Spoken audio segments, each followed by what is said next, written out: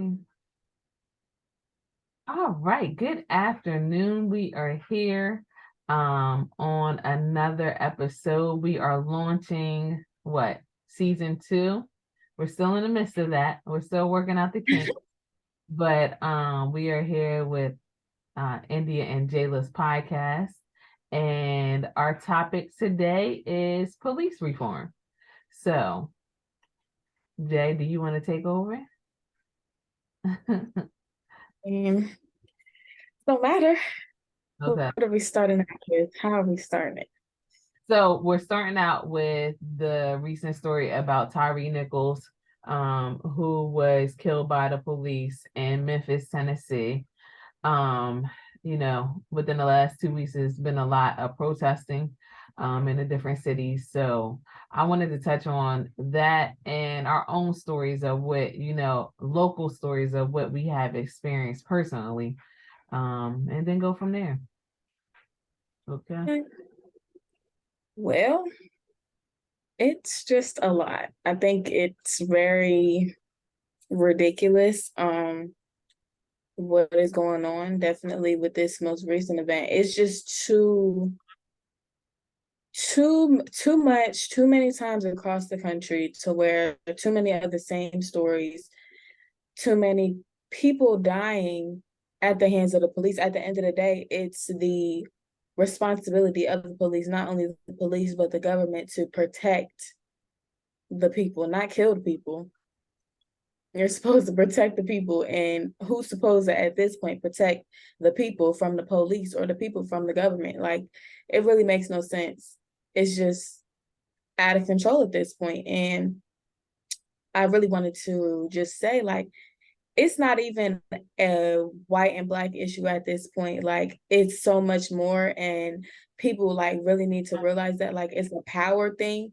When people feel powerful and people feel authority and people think that they're higher than, or they got more money, or they're just in this position that they think they're better than or higher than, like on God's type level, like that's when they get out of control. And that's when they think, I can walk around and do whatever I want and nobody will call me out on it, and I'll be fine and live my life fine. But people need to be held accountable for their actions at the end of the day. I don't care who you are, you need to be held accountable. It just doesn't make any sense. And the way that like they really like, and people, it's this thing where people don't even want to watch it, because at the end of the day, it's really traumatizing. Who wants to keep sitting and watching the same thing? People killing people. Like, it's ridiculous. It just doesn't make any sense to me. I watched it. It doesn't really, I wouldn't say it doesn't faze me to the point where I'm like really traumatized, but it's just kind of like, wow, like that is crazy. Like, y'all sit and literally beat this man to death. And it's just like, and nobody said anything to the point where like, hey, like, stop what you're doing. That's crazy. Why are you doing that to him? Like, it doesn't make any sense. And no person should just feel, it's really humanity at the end of the day. Like, no person in their heart should like want to do that to somebody. Like, it don't even matter what he said, what he did. He didn't have anything on him where it was threatening like 5 people. He wasn't gonna kill, he wasn't, what was he gonna do? It was 5 against 1. What could he possibly do to all of y'all to the point where y'all had to do that to him? That doesn't make any sense. It doesn't. It does not. It's triggering for a lot of us. I know that I briefly discussed this last year on the 2 podcasts, but one of my high school friends was killed by the police a couple years ago in New York. And I don't think it was any okay. I don't want my fan to be having a lot of noise. Go ahead. I don't think it was any what should I say, settlement that was giving for him being killed by the police. They said he had a gun, and that was a reason why that was a reasoning for killing him, that their life or their lives were threatened. But it just didn't make any sense to me. And it was a little bit of outcry in New York for, a couple of days, and then it went back to normal and another incident occurred. So, I think most of the times we get so much in a battle with how do we properly uh demand justice for our humanity.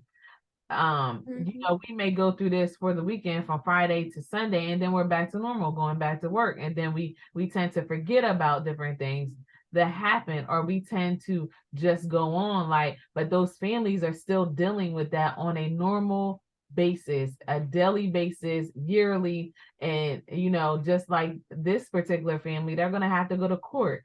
They're going to have to, their whole lives change behind all this. You're not just losing a family member, it's a transformation for life, I think, at that point, for many. And no, we don't ask for it, but I think, we have to continue to pray for the things that we are going through as African Americans, or just people, period. Like I watch the videos, and I'm kind of like numb to everything now that's in the world.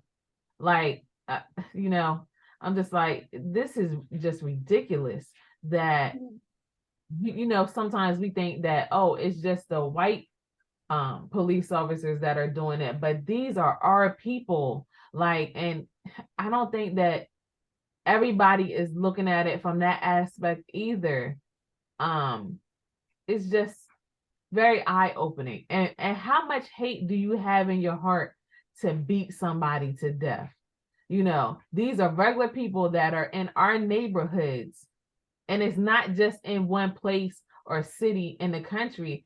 It's people like this everywhere. How much hate do you have in your heart that for a few seconds someone shows you a little bit of resistance, and you get so angry to the point where it's just like, I'm going to beat them to death? Could you imagine if someone pissed us off so much, like us regular people, and we beat them to death?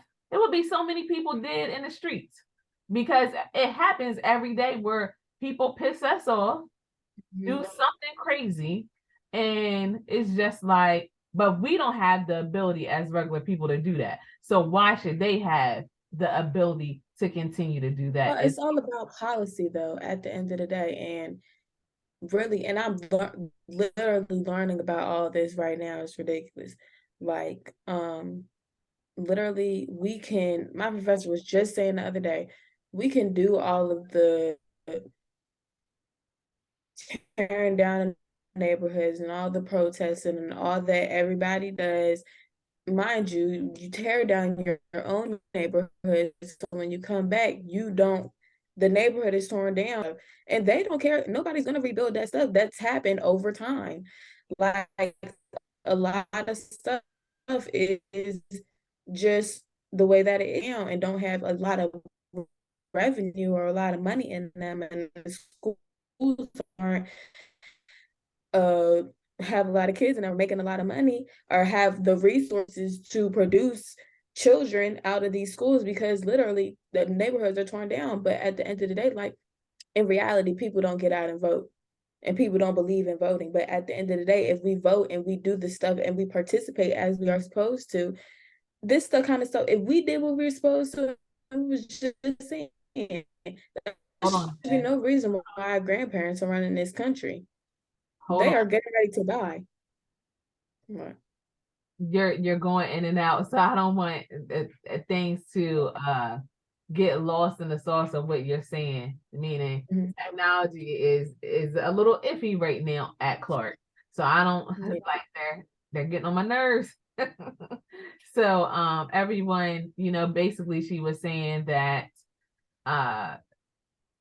within protesting, you have to protest with a purpose, and that is not to tear down these neighborhoods, because in actuality, they're not going to build it back up. You're not going to get funding for tearing down neighborhoods, because guess what? They're going to come through, because you've already done their due. They don't have to pay people to come down and tear down buildings and houses. if y'all continue to operate like that. So with that being said, protest with a purpose. We follow a lot of civil rights activists right now, like a Tamika Mallory or the different lawyers that represent these families.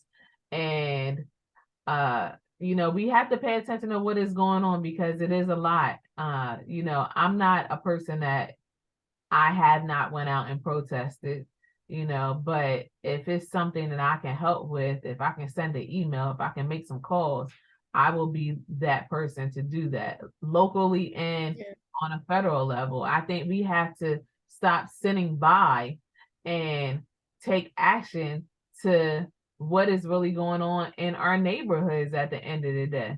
So go ahead, Jay. Yeah. I was saying, I said our grandparents will be running the country. There are 60, 70, and 80-year-olds sitting in Congress. Biden is, I don't even know how old Biden is, but like, why are we having these people run our country and they don't care? They finna be gone in a short time. They do not care what happens after they're gone. Could care less. Which is like, and we're not pushing enough, putting stuff in place, policy, whatever, to where we are like, okay, this needs to stop. There are so many people that we can draft up whatever, we can say whatever. It's so many social media influencers and everybody, they say whatever they want. They put their little black square up on Instagram for Black Lives Matter. But at the end of the day, if we're not voting and we're not pushing for laws to be made and for people to be held accountable, then what are we doing all of this for? It makes no sense. And it's just like, I feel like some people are not educated on it. Some people are just ignorant about it. They don't. And some people are like I said, people are not educated enough, and people will, like I said, they'll protest or they'll say something for like maybe a couple of days or whatever, and then it's back normal. But it's not until it really happens to you, and it's like, okay, wow, like now I feel like I really have to do something. But it's the thing of, I feel like that our people don't come together as much either. We have so many different, it's so many like people to blame. Everybody got to blame everybody, but it's at the end of the day, like other communities, like the Jewish, when Kanye was saying all that stuff, they Kanye up out of all his stuff. Why do we sit back and don't say nothing? Because we are combative against each other. We have so much going on within our own community to where it's like we will never. I won't even say that we will never. We won't. It's a choice not to come together and be like, okay, we have to come together to do this, to make this happen. Because it's not going to happen if we just sitting and just talking. It's a whole bunch of people just sitting and talking, or probably not even sitting, not even saying nothing, and just letting stuff slide. And it's just like, no, like we have to stand up, because at the end of the day, there's a next generation coming after us. And at the end of the day, like now they trying to get rid of history, our history. And it's just like, if they do that, it's gonna be so much more. It's gonna be so much more of people getting killed and people not being educated enough on everything. There should not be no reason why you're trying to get rid of curriculum based around African American studies. It makes no sense. It just doesn't.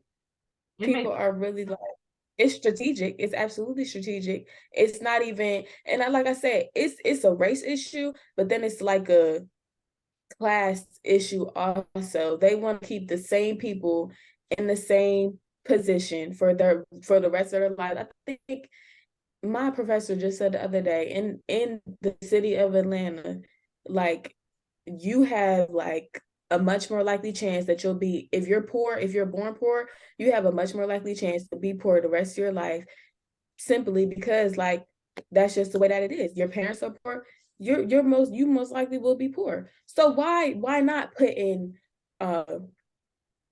different laws and put in different things to make sure that you stay poor and make sure that you don't make any money and make sure that your people don't get any closer to the next best option. Like people really need to think about that. Like you really want to be in the same position for generations down the line. Like it's really ridiculous to me. I don't understand it. I just think that people are very just selfish at the end of the day. They're only looking out for themselves. And that the Florida governor, he's trying to run for president. And it's kind of like, so I mean, the president doesn't really have a lot of power, but if he has Republicans in Congress, House of Representatives, Senator, the Senate, you can push that. They'll push that through. So it's important that we vote in state and local elections are where you vote. Presidential presidential elections are important, but the president doesn't have as much power as people think that they do. Everybody comes after the president for everything, but at the end of the day, those people that are in your state and local offices, they hold a lot of power. And people don't know that they hold a lot of power. So it's important that you vote in state and local elections. So like stuff like that doesn't happen. Because they say even that the chief, she came from Atlanta and people are praising her. And she had a whole lot of stuff going on in Atlanta and she got fired from her position. And she went to Memphis. And the same thing that kind of was happening in Atlanta happened in Memphis. So it's just like I said, it's not a white and black thing. If they say all skin folk ain't kin folk, like they do not care. All skin folk ain't kin folk. Everybody don't care. Listen, everybody does not care about what y'all are doing. They just getting a paycheck. They are not worried about what's going on. You know, it's a lot that you just said. So I will try my best to piece it. So state and local elections are very important. Absolutely. You need to know the people that you're voting for, these representatives, to get in, because they are going to represent us at the Capitol to vote on federal laws. But local laws are very important because these things that are going on behind the scenes, and the only reason why I know is because, of course, of what I'm going through with my son and his situation. So these state laws that have been put into place strategically, for instance, a juvenile civil citation program where they think that, they're going to save all of these kids that may be repeated offenders. But in actuality, you're just setting them up to repeatedly get away with different things while they're minors. So when they turn 18, they won't roll out and have a record officially. They shouldn't have a record if you slap them on the hand with 5 hours of community service each time that they do something every single year. That's what it sounds like to me. Someone came up with this bright idea, maybe because their child got in trouble. And that's what I'm thinking about, that it had to be something along that line. They were thinking about their offender, but they weren't thinking about any victims as far as I'm concerned. So I'm not big on, or I haven't been big on state policies. And I'm just, I'm a regular worker. I'm a mom. I'm just, rolling through every single day. I'm not thinking really about in detail public policies at all, because that's just not my thing. I kind of stay out the way. And if I stay out the way, I don't need to, necessarily, it's an ignorance at the end of the day, as far as I'm concerned, for us that operate like that, until we get ourselves in a jam and we're like, hold on, wait a minute. When did they pass this? They just passed this. How did that get past me? If I saw it, I would have said something if I read it, but I didn't see it. So things of that nature. But we don't see it because we're not educated on it. They don't teach us that stuff in school. They don't say, okay, this is how this thing goes. They don't teach us. They teach us the bare minimum that we will never use in the real world. Literally, why are we learning stuff like this? And this was one of my points. Like the way that like people are, like certain governors or certain state and local officials, and even at the federal level, like people want to ban certain stuff that is going to affect you in the real world. If young black, not even just black kids, white kids, any other race, gender, whatever, if they don't learn about this stuff, they will go into the world being ignorant, not being just like the cops that are out there already. And not just that, like people are not educated. We are not educated enough on our people. Literally, there would be no America without our people. At the end of the day, we have invented so much stuff and we have created so much stuff that white people had taken away from us and put it out there. Oh, we created this. No, y'all didn't create nothing. Y'all didn't even know how to bathe properly. Let's talk about it. Y'all didn't even know how to bathe. Our people taught y'all how to bathe. Y'all are walking around stinking. So it's just like at the end of the day, like it's their fear. I feel like it's a fear thing at the end of the day to like be. Why are we gonna teach you about yourself? I'm gonna teach you about X equals whatever, Y equals whatever, stuff you're not gonna use in the real workplace. And when you go into the real world, like I'm not gonna teach you that if you're in the car by yourself, that you may get pulled over by the police because of your race. They think that white kids are gonna feel some sort of kind of way and are gonna feel that's the whole thing about this whole debate on critical race theory. Mind you, critical race theory is used in law school. It's never it's never it is not its critical race theory has never been in K through 12 or even really in college. Like people were not talking about it until it was this whole thing of okay, we need something to really get the people riled up and get the people thinking, oh, we can't have them teach about race in school. We can't have these books in schools because it's teaching our kids that they should feel they are victims. They are just so upset about being. They think that they think that they are just so wrong, and they think that they are so wrong about being white. There's something wrong about being white, but it's not that. There's not. I feel, be what you are, because I know a couple people. They hate being white.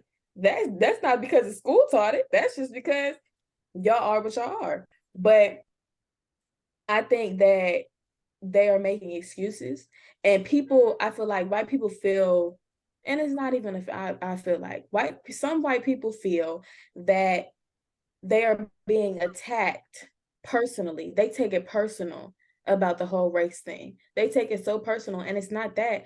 Critical race theory basically says like race is structurally embedded into everything, into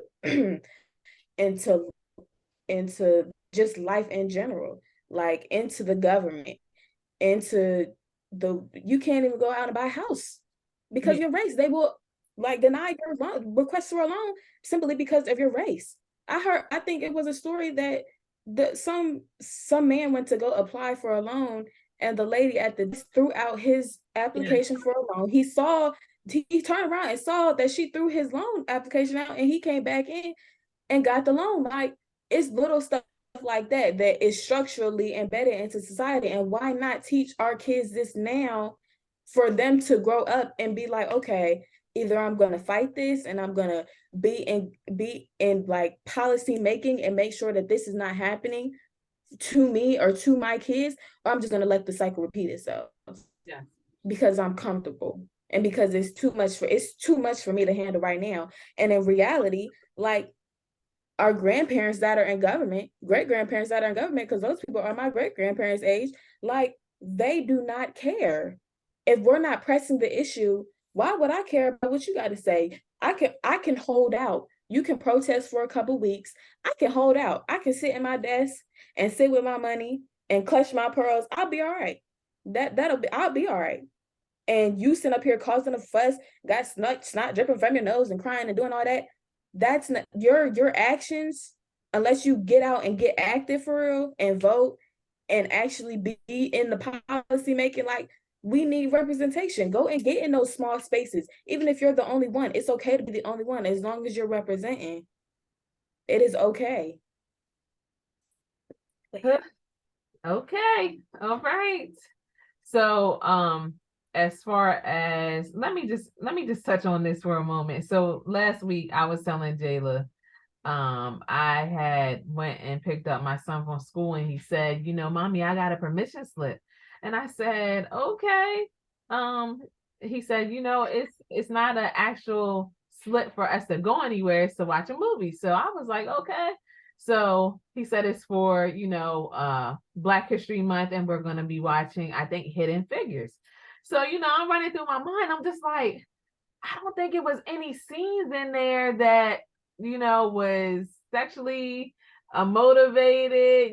My mind is racing. So I'm just like, hold on, wait a minute. It all goes back to all this foolishness of you're trying to limit what white kids see and what Black kids see. You don't want to cause any friction or questioning within the classroom, because some of these teachers are not equipped to even know how to properly address racism, because they got it in their hearts too. Some of them, not all of them, some of them. So I was saying to myself, when did we start getting approval for curriculum in the classroom? Because at the end of the day, give me your lesson plans for a year and let me critique it as a parent.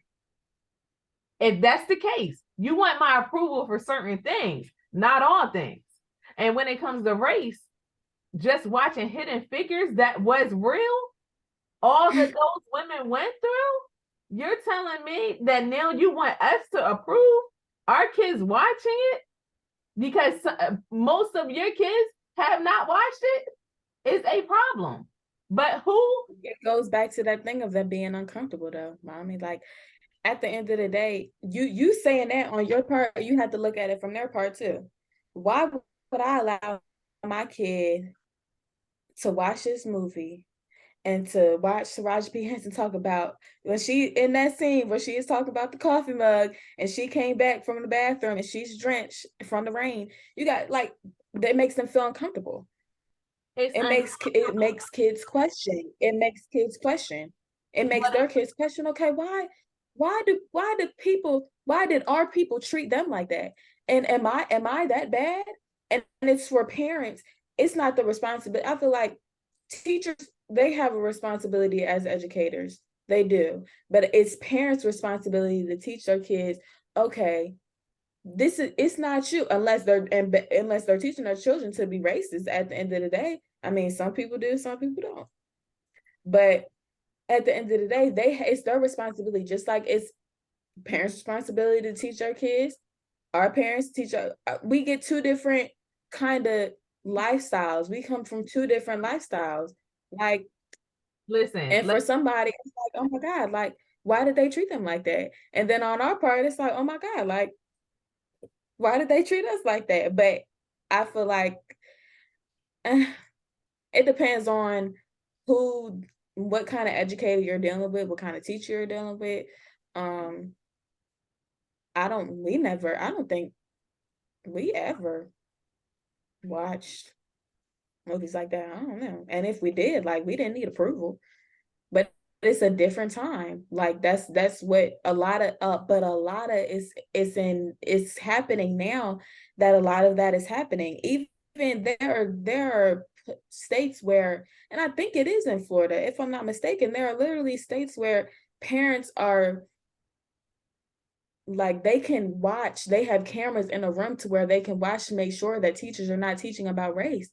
And there are teachers that are like actively wanting to teach the truth and willing to teach their kids the truth. And it's just like, but the parents, they feel some sort of kind of way because Republicans serve their conservative side, they're being taught, but just not teach the truth. They want to fictionalize, and not even fictionalize, lie. They just do. Lie. They do. I think that, first of all, cameras should be in every classroom. We should be able to tap in. That's just my personal opinion through experience. Well, you on that conservative side then with them. Yeah. If that's the way you want to label it, I'm just saying, through my experience this last year with a whole bunch of lying and scheming, I need to see what's going on, because my child is saying something and y'all saying something different. It doesn't matter if you have a Black principal or a white principal at the end of the day. Some of these people are properly positioned and not equipped to be in those positions. It really is same thing with the cops. It doesn't matter if you're white or black at the end of the day. That's what I have learned in the last year. Like we think, okay, they got a black principal, everything's gonna be right. No, they're still not equipped to be in that position. They're not. And just like these cops, It's all about the person at the end of the day. you said what? I said it's all about the person at the end of the day. Like there are some African Americans, black people that are really genuine good people, and look at not even just black people, but white people too. There are some good people in this world, but there are some people that if you put them in positions of power and in positions of authority, they abuse their power. It's not okay. They think that they're high and mighty, and they think that they can do whatever that they want to because, oh, I have this position and I have this title. Title can be snatched away from you at any given time. And you need to realize that. I always say, you may be going up the ladder right now, and I may see you on the way back down as I'm going up at the end of the day. I believe in that because we need to be mindful of how we treat people at the end of the day. You may think that I don't have a say so as a parent or as a person in the community, but honey, all that I've been through motivates me even more to be bigger and better at the end of the day on a daily basis. That's one thing that I learned through this experience, not only with the school district, but with the police as well. You're saying I don't have to answer to you, Miss Scott. I am a taxpayer. What are we talking about? Are you serving the community or are you not? You are here to serve me. You are here to serve me. And that's a whole nother thing. I just don't understand literally, like I said, I'm learning about this right now. Like, it's ridiculous. But literally, the government's responsibility is to provide goods and services for its citizens and to protect its citizens. That's at the end of the day, the goods and services and the protection is the police. I'm paying you from my well-earned money. I'm paying you. You should be doing whatever that I tell you to do.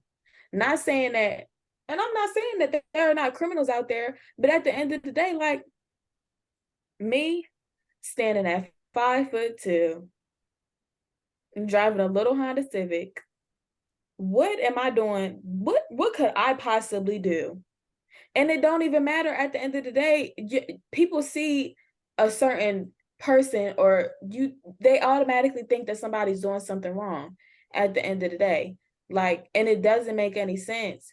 There are bad people in this world, and that there are people that do possibly do come after cops or kill cops. But I don't even remember the last time that I heard a story that a cop was truly killed, brutally murdered at the end of the day. But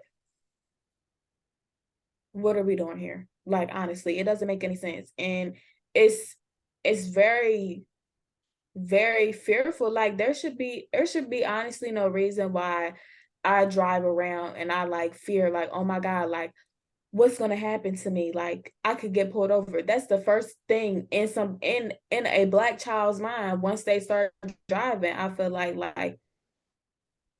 what if I get pulled over? What am I supposed to do? Like, I got pulled over one time in my life. The first time I ever got pulled over, my senior year of high school, I automatically called my mom because I'm like, what? Like, literally, I did not do anything. And it's just like, you could be doing everything right, and they will automatically think that, okay, they got to fill that quota. So they automatically just come after people. I feel like, and some officers are good people, but there are others that are just ignorant and that take that power that they think that they had and that we as the people need to snatch away because we're paying you. Yeah, they abuse their power, and it's not cool. I just don't get it. Even, with the first situation that we had when you were pulled over and I went up there and I was questioning what he was saying. And the first thing he made the approach to me like he was going to do something to me. And he said, "Don't come up here like that." And I'm like, whoa, like you taking it way too far. Like, I didn't even come up here with that energy, but you giving me that energy automatically. Then you question why my car has tinted windows on it. You didn't run my tag or nothing. You questioning why I have it because you're questioning my tag on the back of my car. And how did I get my degree from that university? How did we go from this child getting pulled over to why I had this degree? And then what we have here in our state, we can't even properly really address stuff like that, discrimination. Because when we put in a complaint, where is it going? It's handled by their people. And of course, they're going to protect their employees. They immediately shut it down. They're their brother's keeper. We was just talking about this other day in class. Police officers and their whole system, they are literally their brothers and sisters keepers. Like, they make sure, like, they take care of their own. They not finna, and that's the whole thing with the 5 down. They was gonna call each other out. They were not gonna call each other out because just like, I'm a protect. And if that light up there with the camera and it didn't capture exactly what happened, they were gonna lie about everything and they were going to be okay. Like, they would have been fine. Their body cams, they wanted to act like that their body cams caused something, but the real light, literally the light had a camera and it caught everything that it needed to catch. Like, and that God is always working at the end of the day. Always working, but we're going to take a minor break and we're going to come back. Okay, everyone.